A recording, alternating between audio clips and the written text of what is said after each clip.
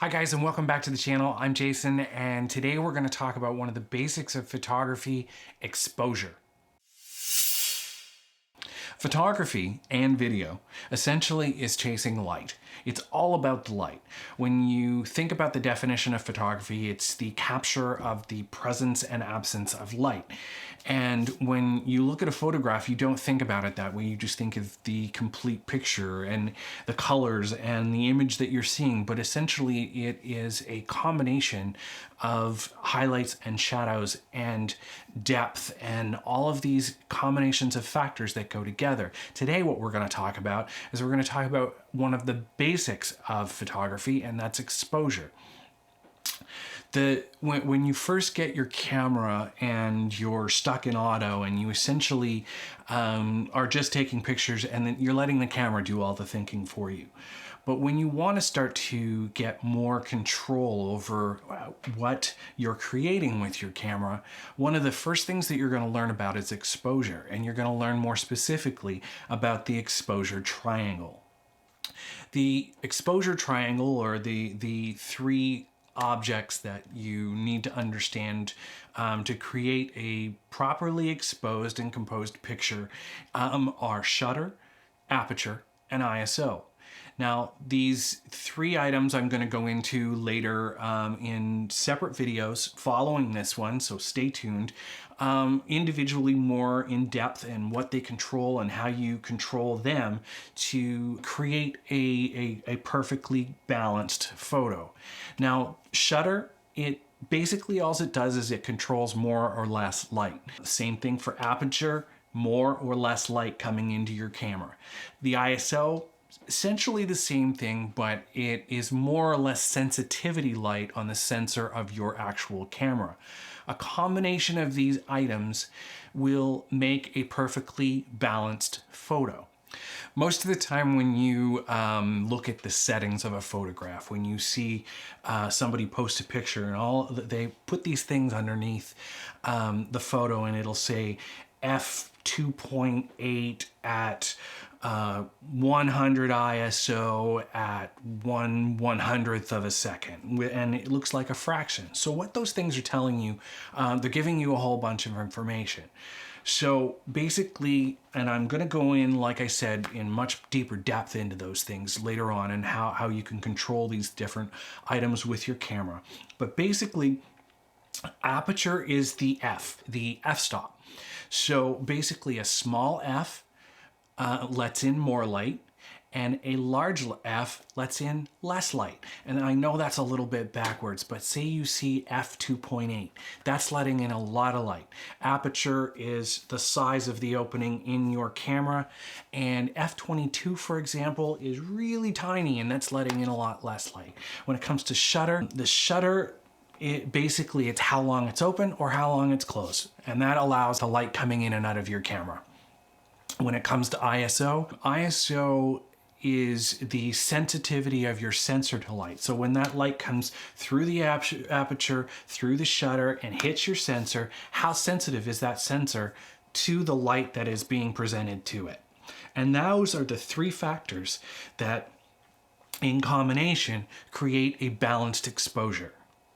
Most modern cameras will have what's called a light meter. You'll see it at the bottom of your screen when you look through your viewfinder. It'll have a bunch of numbers and bars, and that gives you a gauge of your properly exposed photo. Basically, you're looking for that bar to be right in the middle, and then you're going to have an almost perfectly exposed photo. Now, the meter will show you, as you adjust each one of the exposure triangle settings, you'll see this meter go up and down. Most people will set their ISO at the lowest setting they possibly can, and then the light meter will show how you're going to adjust the other settings.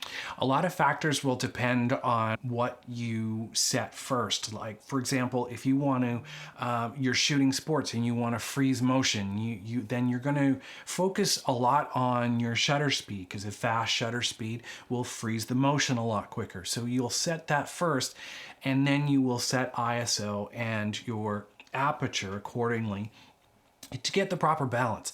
Now, if you have to jack up your ISO and you introduce a lot of noise and grain to your photo, then you may have to tweak your shutter speed a little bit or tweak your aperture a little bit more. It all depends on the factors of lighting, what you're trying to shoot, your distance from the object. There's many factors that are gonna go into this, and I'm going to explain them all in another video for each one of these, so that you can see how the effect of these play on each other and what they control when you're trying to take a photo. So this is just a cursory overview of the triangle and how you need to use all of these to factor in making a great photo.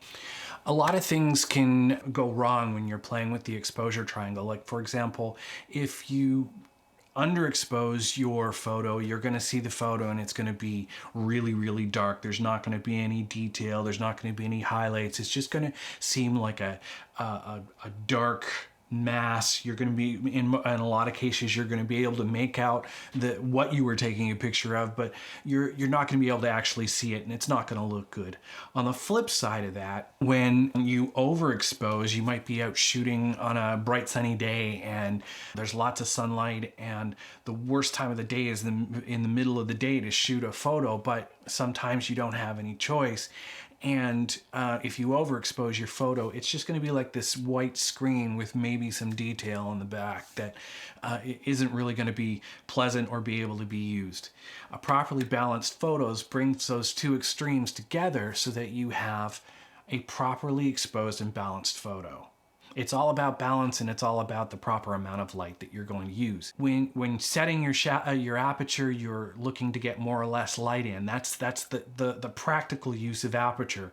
And it's all about the amount of light that's coming in.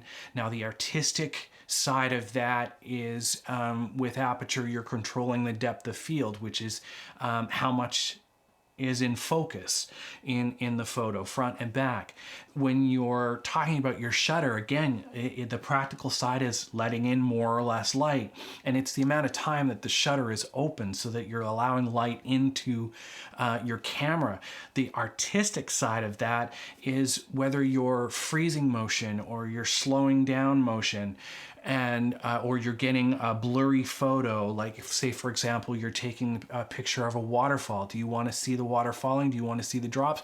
Or do you want to get that nice milky, creamy feel of the waterfall that you see with a lot of waterfall photos? When you're talking about ISO, again, it's more or less light, but it's more or less sensitivity to light on the sensor. And I mean, the artistic side of that is, if you're increasing your ISO, you're reducing the quality and the dynamic range and a little bit of the colors. The colors get a little bit more flat. So it's all about balancing these things and what you're trying to accomplish with your photograph. And like I said, I'm going to go into all of these in a separate video for each one on the triangle and see how they combine together so that you can get a better understanding of how they all work together and hopefully help you try and take better photographs. So hopefully that helps you understand a little bit more about exposure and the exposure triangle. And if you like this video, please don't hesitate to hit the like button down below, and stay tuned. I'm going to go into aperture, shutter, ISO, and what they control with freezing motion, depth of field, sensitivity to light, and how those all interact with each other in separate videos coming up. So please don't hesitate to subscribe down below, hit the bell so that you know when I make new videos, and I will see you again next time.